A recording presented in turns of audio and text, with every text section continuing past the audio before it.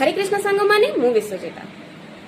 घरे जो भौतिक बाधा गुड़िक रहा जेपरिक नकारात्मक ऊर्जा भूत प्रेतंकर बाधा किंबा नजर दोष से बचाई मु आपण मानक गोटे सुंदर एवं सरल जंत्रटी नहीं आसी जहाँ को कि आपण ये स्क्रीन रे देखि पारुथिबे।